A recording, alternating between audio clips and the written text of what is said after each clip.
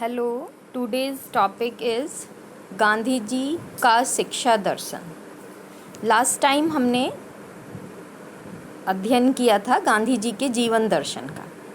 आज हम पढ़ेंगे गांधी जी का शिक्षा दर्शन। गांधी जी के शिक्षा दर्शन का इनके जीवन से घनिष्ठ संबंध है। गांधी जी का मत है कि सत्य, अहिंसा, सेवा, निर्भयता आदि जीवन के ऐसे उद्देश्य हैं केवल शिक्षा की की जा सकती है। आर्थिक, सामाजिक तथा आध्यात्मिक उन्नति का आधार शिक्षा है। गांधी जी का शिक्षा दर्शन इनके जीवन दर्शन का गतिशील पक्ष है। इनके शिक्षा संबंधी विचार मूल रूप से प्राचीन भारतीय विचारों पर आधारित हैं, लेकिन इन पर पाश्चात्य शिक्षा दार्शनिकों के आधुनिक सिद्धांतों का भी प्रभाव है। इस कारण इनके शिक्षा दर्शन में प्राचीन भारतीय विचारों के साथ साथ आधुनिक पाश्चात्य शिक्षा सिद्धांतों का अनुपम समन्वय है। गांधी जी के शिक्षा दर्शन में प्रकृतिवाद, आदर्शवाद और प्रयोजनवाद का अद्भुत समन्वय पाया जाता है। एम.एस. पटेल के शब्दों में गांधी जी का शिक्षा दर्शन स्वरूप की दृष्टि से प्रकृतिवादी, उद्देश्यों की दृष्टि से आदर्शवादी और शिक्षण विधि की दृष्टि से प्रयोजनवादी था। मूलतः महात्मा गांधी एक आदर्शवादी दार्शनिक और शिक्षा शास्त्री थे।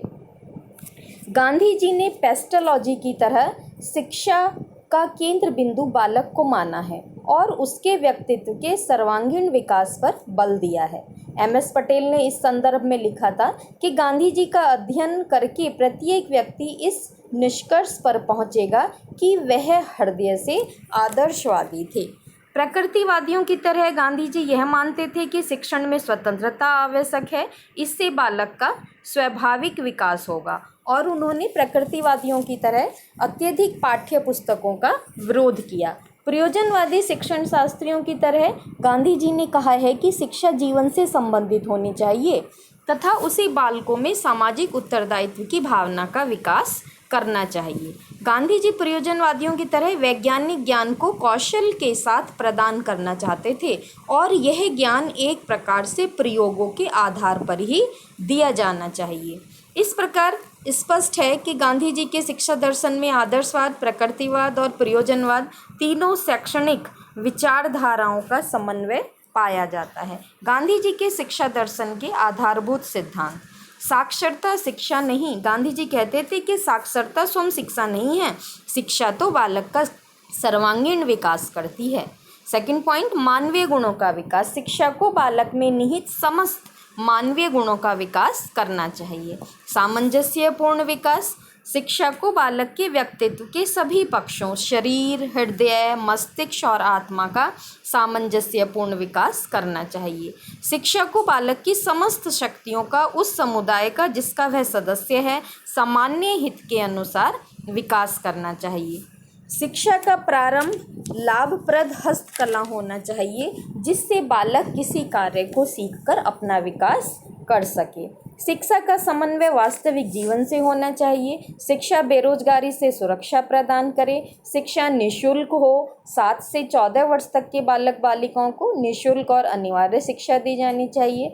गांधी जी के अनुसार शिक्षा का माध्यम मातृभाषा होना चाहिए। शिक्षा सक्रिय होनी चाहिए, निष्क्रिय नहीं होनी चाहिए। बालक उसमें एक्टिव रहना चाहिए।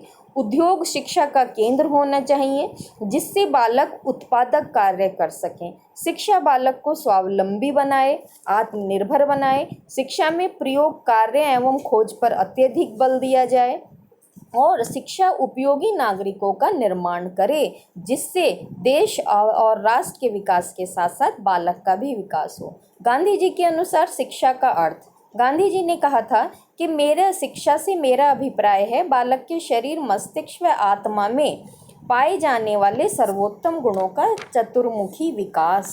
इट मीन्स बालक के अंदर जो भी क्वालिटी है, जो भी योग्यता है, उनका चतुर्मुखी विकास होना चाहिए। गांधी जी के अनुसार शिक्षा के उद्देश्य 2 तरीके के उद्देश्य बताए हैं: सर्वोच्च उद्देश्य, अल्टीमेट एम, एंड तात्कालिक उद्देश्य, इमीडिएट एम ऑफ एजुकेशन। सर्वोच्च उद्देश्य है गांधी जी के अनुसार ईश्वर का ज्ञान एवं आत्मानुभूति का ज्ञान। इट मीन्स आत्मा का विकास करना और चरित्र का निर्माण करना ही शिक्षा का सर्वोच्च उद्देश्य है। तात्कालिक उद्देश्यों में गांधी जी ने बताया जीविकोपार्जन का उद्देश्य। गांधी जी के अनुसार शिक्षा का उद्देश्य व्यक्ति को जीविकोपार्जन के लिए योग्य बनाना है, जिससे वह आत्मनिर्भर हो सके। गांधी जी का मत था कि शिक्षा हमारी मूलभूत आवश्यकताओं की पूर्ति नहीं कर सकती तो वह व्यर्थ है। शिक्षा ऐसी होनी चाहिए जो बालकों को बेरोजगारी के विरुद्ध एक प्रकार की सुरक्षा प्रदान करे। 7 वर्ष का पाठ्यक्रम समाप्त करने के बाद 14 वर्ष की आयु में बालक को कमाने वाले व्यक्ति के रूप में विद्यालय से बाहर भेजना चाहिए। व्यक्तित्व का सामंजस्यपूर्ण विकास, इट मीन्स शारीरिक, मानसिक, सामाजिक, संवेगात्मक व आध्यात्मिक शक्तियों का विकास करे। नैतिक उद्देश्य,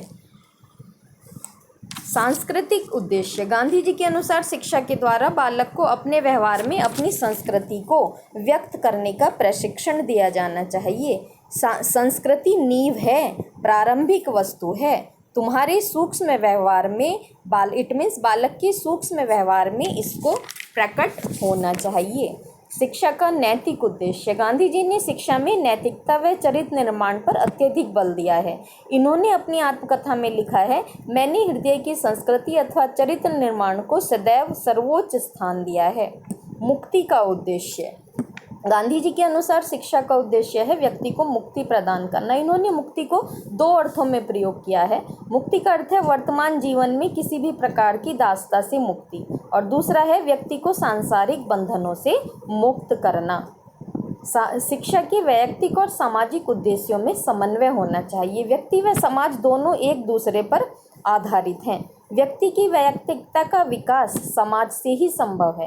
यदि व्यक्ति सच्चरित्र व शिक्षित होगा तो समाज का कल्याण निश्चित है। स्वतंत्रता को महत्व दिया है, किंतु स्वतंत्रता में समाज के हित को नहीं भूलना चाहिए। गांधी जी का कहना है कि व्यक्ति स्वतंत्रता का ध्यान तो रखे, किंतु ऐसी क्रियाएं ना करे जिससे समाज का अहित हो। धन्यवाद।